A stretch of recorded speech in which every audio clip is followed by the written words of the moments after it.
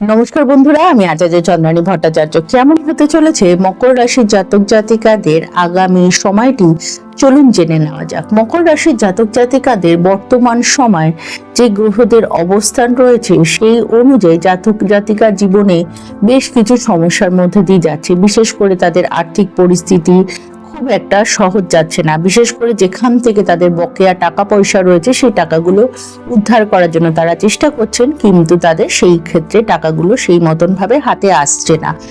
এছাড়াও তাদের সাংসারিক জীবনে বা পারিবারিক জীবনে বেশ কিছু সমস্যার সম্মুখীনও তারা হচ্ছেন। এই সময়টিতে তাদের দাম্পত্য জীবনে বেশ কলহ বা বিবাদ ইত্যাদিগুলো হওয়ার সম্ভাবনাও দেখা যাচ্ছে। তবে আপনার ষষ্ঠ ভাবের ওপর দিয়ে বৃহস্পতির অবস্থান এবং আপনার লগ্নের ওপরে গ্রহের অবস্থানগুলো, মঙ্গল গ্রহের অবস্থান রয়েছে, সেটির খুব শিগগিরই পরিবর্তন হতে চলেছে। এই মঙ্গল গ্রহের অবস্থান আপনার লগ্ন ভাব থেকে চেঞ্জ করে তেইশে মার্চ থেকে রাহু মঙ্গলের যুক্তি হচ্ছে আপনার লগ্নের দ্বিতীয় ভাবে।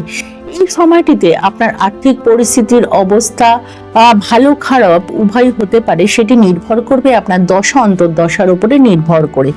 তবে এই সময়টি 10ই মার্চের পর থেকে যে সময়টি আসতে চলেছে, সেই সময়টি থেকে আপনার যে পুরনো বা বকেয়া টাকা পয়সা যেগুলো আটকে ছিল, সেই টাকা পয়সাগুলো উদ্ধার করার জন্য নতুন পথ বা নতুন পন্থা অবলম্বনে বিশেষ শুভ ফল বা শুভ পরিণতি আপনি দেখতে পারেন। আপনার এই সময়টিতে অগ্রগতি হওয়ার সম্ভাবনা রয়েছে। কর্মক্ষেত্রে বিশেষ করে সুযোগ সুবিধা আসারও সম্ভাবনা রয়েছে।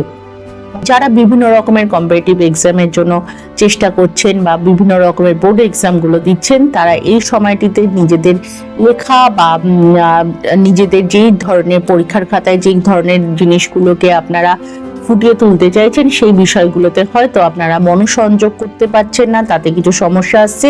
তাই এই সময়টিতে প্রতিদিন ভগবান শিবের উপাসনা করুন এবং প্রতিদিন হনুমান চালিসা বা হনুমানজির পুজো পাঠ আপনারা করতে পারেন। এই মকর রাশির জাতক জাতিকাদের জীবনের যে সমস্যার সমাধানগুলো খুব দ্রুতই হতে চলেছে। এপ্রিল মাসের সময় থেকে তার গ্রহদের অবস্থার পরিবর্তনের সাথে সাথে তাদের জীবনে বেশ কিছু শুভ অবস্থা দেখতে পাওয়া যাবে। ভালো থাকবেন আপনারা সকলে। ধন্যবাদ।